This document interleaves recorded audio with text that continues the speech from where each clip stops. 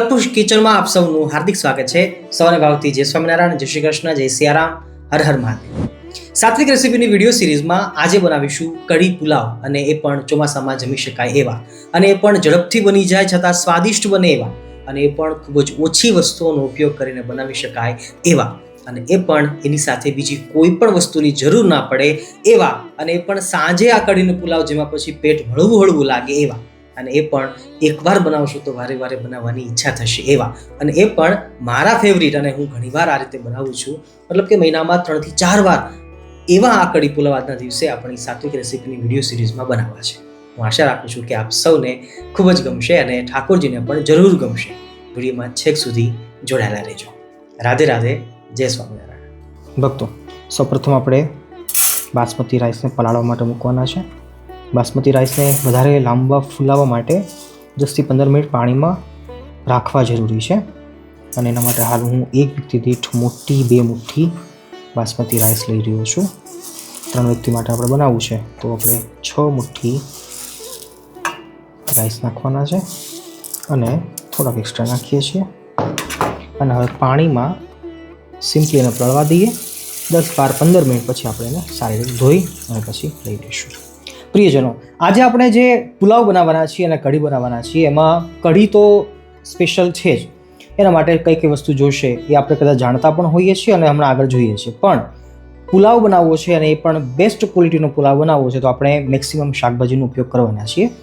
I don't know કે શું શાકભાજીનો ભાવ ચાલતો હશે, પણ શાકભાજી થોડાક વધારે લેશું તો પુલાવ છે વધારે સારો લાગશે, અને એના માટે અલગ અલગ પ્રકારના શાકભાજી હોવા જરૂરી છે। હાલ આપણે આટલી વસ્તુઓનો ઉપયોગ કરવાના છીએ અને પુલાવ બનાવવાના છીએ, જેમાં આપણે બીન્સ લીધી છે, એ ઉપરાંત કોથમીરનો ઉપયોગ કરવાના છીએ, ગાજર નાખીશું। ચોમાસાની ઋતુ છે તો બજારની અંદર ઇઝીલી અવેલેબલ મકાઈ હોય છે, તો આપણે હાલ મકાઈના દાણા પણ લેવાના છીએ। કેપ્સિકમ મરચું નાખીશું લાસ્ટમાં, એ ઉપરાંત તીખી મરચી, થોડુંક આદુ, વટાણા છે, એક બટેકું નાખવાના છીએ। હા, બટેકું છે ઓપ્શનલ છે, જો બીજું કશું શાકભાજી નથી પણ બટેકું નાખી દઈએ તો પણ ચાલે છે, પણ બટેકું આપણે લઈએ કે ના લઈએ આપણી રુચિની વાત છે। એ ઉપરાંત થોડાક ડ્રાયફ્રૂટ્સ લીધા છે, જાયફળનો ઉપયોગ કરવાના છીએ, અને એ ઉપરાંત બાસમતી રાઈસ લીધા છે। આવો આપણે સરસ મજાના બાસમતી રાઈસને પુલાવ બનાવવા માટે મૂકી દઈએ અને કઢી આગળથી આપણે બનાવીએ છીએ।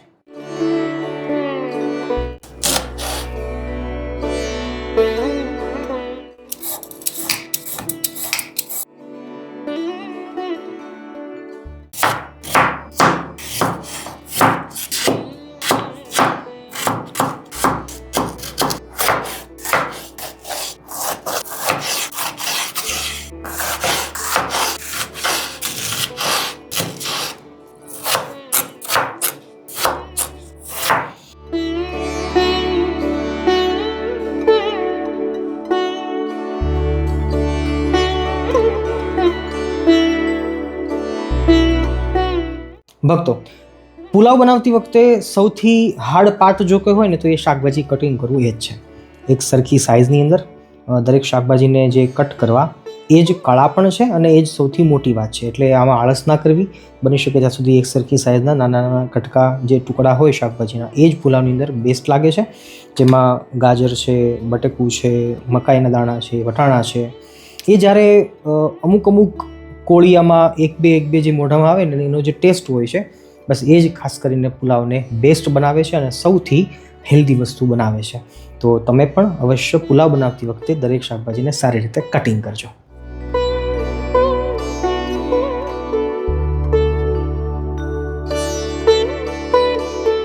ભક્તો, હાલ આપણે ઘી ગરમ કરવા માટે મૂક્યું છે અને નોર્મલ વઘાર લેવાના છે, રાઈટ? પણ પુલાવ અને વઘારેલા ભાત બંનેમાં ફેર એટલો છે, ડિફરન્સ એટલો છે કે પુલાવની અંદર આપણે ઘી નાખીશું, મસાલાઓ નાખીશું, શાકભાજી સાથે સાંતળવાનું થશે, અને પછી ઉપરથી પાણી નાખીશું બાફવા માટે, પણ પુલાવમાંથી પાણી પાછળથી કાઢવાનું નથી। આટલો ડિફરન્સ છે વઘારેલા ભાત અને પુલાવ વચ્ચે। અને પુલાવ છે એ વધારે સ્વાદિષ્ટ પણ એટલા માટે લાગતા હોય છે કારણ કે ભાતનું જે નીકળેલું પાણી હોય છે એ અંદર રહી જાય છે, અને એના કારણે વધારે સ્વાદિષ્ટ પણ બને છે, અને સાથે સાથે વધારે પૌષ્ટિક પણ એ સાબિત થતા હોય છે। તો પુલાવ ભાતની અંદર પાણી એટલું જ માપીને નાખવાનું હોય છે કે વધારે પણ ના થાય, ઓછું પણ ના પડે, ભાત કાચા પણ ના રહે, અને ભાત બફાણા પછી વધારે ચીકણા પણ ના થઈ જાય। તો એ અનુસંધાન રાખીને આપણે બનાવવાનું હોય છે, એનું પરફેક્ટ માપ એ આપણે આજે જોવાના છીએ। 2 ચમચી ઘી આપણું ગરમ થયું છે। સ્ટારફુલ 2ની સંખ્યામાં નાખું છું, એની સુગંધ સારી આવશે, સાથે તજનું લાકડું છે। બદામ છે એમના કટકા લઈએ છીએ થોડાક, બહુ સરસ લાગશે. એ ઉપરાંત કાજુ નાખીએ છીએ. ગેસની ફ્લેમ એકદમ ધીમી રાખજો જેથી બધું બળી ન જાય. હવે બધા શાકભાજી નાખવાના છે, જેમાં સૌથી જે હાર્ડ હોય ને એ પહેલાં નાખવાનું. આપણે વટાણા નાખ્યા છે, બટેકા નાખીએ છીએ. એકવાર ચલાવી લઈએ. બટેકાને અડધી મિનિટ આપી છે. હવે આપણે ગાજર નાખીએ છીએ. ગાજર અને વટાણા વગર તો પુલાવ છે અધૂરો જ કહેવાય. એ બંને વસ્તુ તો જોઈએ, રાઈટ. ફરીવાર અડધી મિનિટ ગઈ છે. બીન્સ નાખી દઈએ છીએ. મકાઈના દાણા નાખી દઈએ.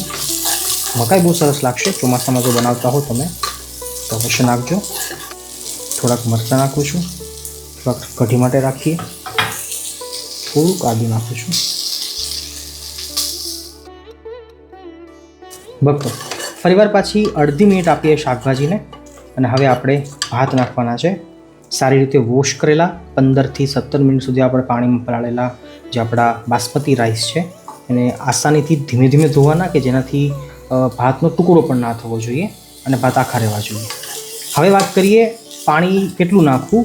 તો હાલ જો આપણો 1 વાટકો મોટો છે એ આ 6 મુઠ્ઠી ભાત છે, તો જેટલા આપણે ભાત લીધા છે વાટકાની સાઇઝ પ્રમાણે એટલું સામે ડબલ પાણી નાખવાનું છે, રાઈટ.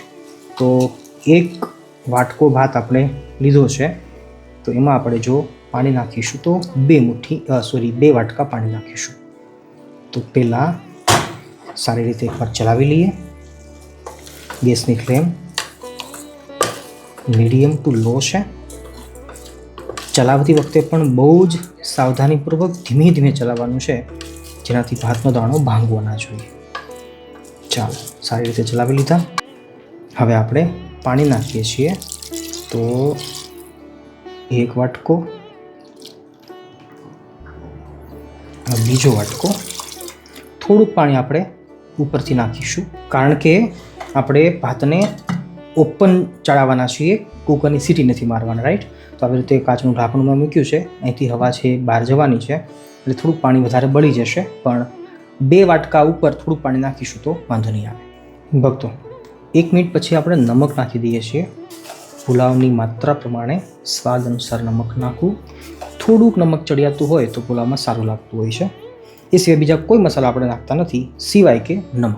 અને હા, શુગર આમ તો શરીર માટે બહુ સારી નથી, છતાં પણ પુલાવમાં થોડીક શુગર હશે ને તો એનાથી ટેસ્ટ છે એ બમણો થઈ જશે. એટલે ચપટી માત્રામાં શુગર નાખીને હવે એને એકદમ ધીમા તાપે, હું જો તમને તાપ પણ દેખાડું છું, એકદમ લો છે, અને ધીમા તાપે જ પુલાવને પાકવા દેવાના છે. કઢી આપણે આજે અલગ તરીકાથી બનાવવાના છીએ, જેના માટે મેં ડાયરેક્ટ જ છાશને ઉકાળવા માટે મૂકી દીધી છે. આ ટ્રીક છે ને, હું જ્યારે અમે સંસ્કૃત ભણતા ને એ વખતે બહુ જ્યારે ઝડપી હોય અને બહુ ઉતાવળ હોય અને ટાઈમ ઓછો હોય ને ત્યારે હું આવી રીતે કઢી બનાવતો. કઢી પરફેક્ટ બનવાની છે અને કોઈ ચિંતાનો વિષય નથી. છાશને આવી રીતે ભક્તો આ બાજુ છાશ ઉકળી રહી છે અને પુલાવ ધીમા તાપે પાકી રહ્યો છે. ત્યાં સુધીમાં આપણે છાશનું કઢીનું ઘોળ તૈયાર કરીએ. તો એક વ્યક્તિ દીઠ 1 ચમચી લોટ બેસન અમે લેતા હોઈએ છીએ. તો હાલ 3 વ્યક્તિ માટે બનાવીએ છીએ, તો 3 આખી ચમચી બેસનનો આપણે લીધો છે. આટલો વધારે નાખી દો. સારી રીતે એને ગાંઠા પડ્યા વગર એને ચલાવવાનું છે. જો આ રીતે ગાંઠા વગરનું ઘોળ તૈયાર છે. પણ આને નાખીશું ક્યારે, કે જ્યારે છાશ એકદમ ઉકળી જશે, છાશ ઉકળીને પાકી જશે, પછી આપણે નાખવાનું છે. આપણે આગળ જોઈએ છીએ. ચાલો હવે પુલાવને ચેક કરી લઈએ. ભક્તો જોઈએ છીએ તો પુલાવ આપણો અડધે પહોંચ્યો છે અને 5 મિનિટ પછી હું ખોલી રહ્યો છું. આ તો પુલાવની સ્થિતિ છે એકદમ પરફેક્ટલી ધીમી ગતિએ ચાલી રહી છે. ભાતનો દાણો છે ધીમા તાપે પાકે ને તો વધારે ફૂલતો હોય છે, અને એ અત્યારે આપણે જણાઈ રહ્યું છે. જુઓ વેજીટેબલ્સ, મકાઈ કેટલું બધું સરસ લાગે છે. સુગંધ પણ એકદમ પરફેક્ટ આવી રહી છે, સ્ટાર ફૂલ ને તજની. ચાલો હવે ઢાંકીને પાછું રાખી દઈએ. ધીમા તાપે એને પકાવવાનું છે, પણ એ પહેલાં ખોયેલું જ છે આપણે તો વચ્ચે કિશમિશ નાખી દઈએ છીએ. કિશમિશ ફૂલી જશે, સરસ લાગશે. ફરીવાર ઢાંકી અને ધીમા તાપે પાકવા દઈએ. આપણી છાશ છે એ મીડિયમ તાપે ઉકળી રહી છે અને સુગંધ એટલી બધી સરસ આવે છે કે ન પૂછો વાત. ઉકળતી છાશમાં એક મીઠા લીમડાની તીરખી નાખું છું. જોડે જોડે ઉકળશે, એની સુગંધ સરસ છાશમાં બેસી જશે અને હજી છાશને ઉકળવા દઈએ છીએ. છાશ પાકી જવી જરૂરી હોય છે અને પછી આપણે ચણાનો લોટનું જે આપણું આ ઘોળ તૈયાર કરેલો છે તો એ આપણે નાખવાનો છે. પણ થોડીક વાર છે, હજી થોડુંક હજી ઉકળવા દઈએ. છાશ પાકી જાય ને તો કઢી સરસ લાગતી હોય છે. ફરીવાર 10 મિનિટ પછી જોઈએ છીએ તો થોડુંક પાણી નીચે લાગે છે આપણને. એકદમ ધીમા તાપે પુલાવ આપણો પાકી રહ્યો છે એટલે નીચે ચોંટવાની તો કોઈ બીક જ નથી. અને જોઈએ તો ચોખાનો દાણો એકદમ સરસ ફૂલી ગયો છે. જો પાણીનું માપ બરાબર હોય ને તો ક્યારેય પણ પુલાવ ચીકણો નથી બનતો હોતો અને બધા દાણા છૂટા પડતા હોય છે. હવે આપણે ફરીવાર પાછી 1 મિનિટ આને આપવાની છે. પણ આપણી પાસે જે કેપ્સિકમ મરચાં છે કટિંગ કરેલા, થોડુંક કટિંગ મારું મોટું છે, તમે ચલાવી લેજો, તમે નાનું કરજો. કેપ્સિકમને હું હંમેશા છેલ્લે જ નાખતો હોઉં છું કારણ કે કેપ્સિકમ કાચા હોય ને મોઢામાં હોય તો પણ સારા લાગતા હોય છે અને એને પાકતા બહુ ઝાઝી વાર લાગતી નથી. તો ગેસની ફ્લેમ હજી ધીમી છે, ધીમી જ રાખીએ. ફરીવાર અડધી મિનિટ આપીએ તો ભાત એકદમ સેટ થઈ જશે. પછી આપણે એને કાઢી લઈએ. ભક્તો, ઉકળતી છાશમાં હવે આપણે નમક નાખવાનો ટાઈમ આવી ગયો છે અને તો હવે સ્વાદ અનુસાર ગોળ પણ જરૂરી છે. ગુજરાતી દાળ અને કઢીમાં ગોળ ના હોય એવું તો બને જ નહીં. તો હવે એ પણ ઉકળી જશે, સરસ પાકી જશે અને ત્યાં સુધીમાં હવે આપણે બનેલો પુલાવ છે એને આપણે ઉતારી લઈએ છીએ. ભક્તો, આખીરમાં 12 મિનિટ ગઈ હશે. ગેસની ફ્લેમનો બંધ કરું છું અને જોઈએ છીએ તો પુલાવ આપણો એકદમ પરફેક્ટ સેટ થઈ ગયો છે. ઉપરથી આપણે થોડાક લીલા ધાણાનું કટિંગ નાખીએ છીએ, બહુ સરસ લાગશે. અને જોડે જોડે જાયફળ છે એ આપણું મેઇન ઇન્ગ્રેડિયન્ટ છે તો એને ઘસીને નાખવાનું છે.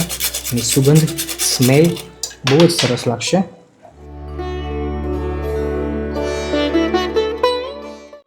હવે એકવાર ધીમા હાથે ચલાવી લઈએ.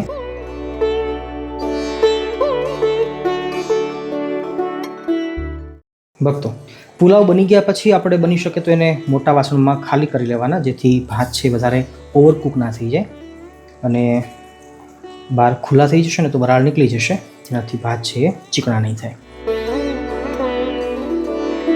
ભક્તો, વચ્ચે નાની પણ એક મહત્વની વાતને સમજી લઈએ કે ગમે ત્યારે કઢી બનાવતા હોઈએ તો પરફેક્ટ કન્સિસ્ટન્સી માટે આ માપ જરૂરી છે. જેમાં એક વ્યક્તિ દીઠ 1 ચમચી બેસન જરૂરી છે, સામે એક વ્યક્તિ દીઠ 2 વાટકા છાશ જરૂરી છે. તો હાલ મેં જો 3 વ્યક્તિ માટે કઢી બનાવી છે તો એમાં 6 વાટકા મેં આવા છાશના લીધેલા અને જેમાંથી 2 વાટકા કઢી છે એ છાશ આપણે બાળી દેવાની છે. તો છેલ્લે 4 વાટકા કઢી આપણી પાસે રહેશે અને એ જે છેલ્લે બનશે એ પરફેક્ટ કન્સિસ્ટન્સી સાથે કઢી તૈયાર થશે. તો આ માપ બધાએ જાણી રાખવું જરૂરી છે. પુરુષો બનાવતા હોય તો એના માટે પણ આ ઇઝી છે.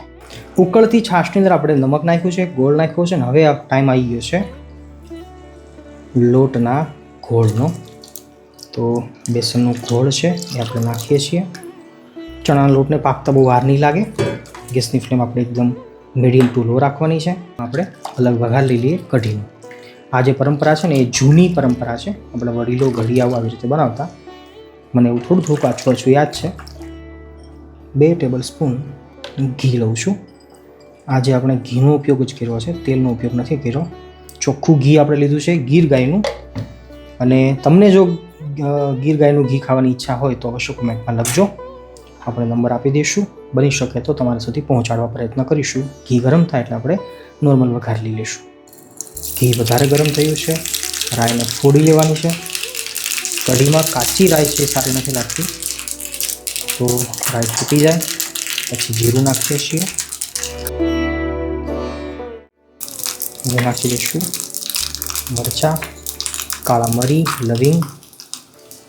અત્યારે વાતાવરણ ઠંડુ છે ને બહાર, એટલા માટે હું લવિંગને કાળા મરી નાખું છું. એ આપણી પસંદ પ્રમાણે ઓછા વાતા કરી શકાય. મીઠો લીમડો, લીલા મરચાં નાખી દઈએ અને આદુ. સારી રીતે ચલાવી અને પછી હવે આપણે એને ઉકળતી કઢીમાં નાખી દઈએ છીએ. જે કઢી અત્યાર સુધી રો હતી, કાચી હતી, અને હવે વઘાર નાખીશું એટલે પાકી થઈ જશે. અને હા, આ કઢીમાં આપણે લાલ મરચું પાવડર કે હળદર પાવડર પણ નાખવાના નથી, કારણ કે આ ટિપિકલ કાઠિયાવાડી સફેદ કઢી બનાવી રહ્યા છીએ, રાઈટ ભક્તો. આપણી જે ઉકળતી કઢી છે જેમાં ઉભરો આવી રહ્યો છે, લોટ હવે પાકી ગયો હશે એવી આશા રાખીએ, અને સુગંધ સરસ આવે છે. અને આપણો વઘાર જે છે એ અંદર નાખી દઈએ છીએ. જુઓ, આપણી કઢી છે સરસ ગુડ લુકિંગ દેખાય છે અને સુગંધ પણ સરસ આવે છે. આ સ્ટેજ ઉપર જો શંકા હોય તો નમક ચેક કરી લેવાનું, ગળપણ ચેક કરી લેવાનું. બાકી છાશ તો ખાટી છે જ. તો આ જે અત્યારે આપણે ટિપિકલ કાઠિયાવાડી કઢી બનાવી છે અને બહુ જ સરસ લાગતી હોય છે. તમે પણ અવશ્ય ટ્રાય કરજો ભક્તો. ચાલો હવે ઠાકોરજીને ભોગ લગાવી લઈએ. અને છેલ્લે આપણી શરત પ્રમાણે તમે જ્યારે પણ જે પણ બનાવો ભગવાનને અવશ્ય ભોગ ધરાવજો અને પછી જમવામાં ઉપયોગ કરજો, તો એ સાચા અર્થમાં ભક્તિ કહેવાશે. મળીએ છીએ નવી રેસીપી સાથે.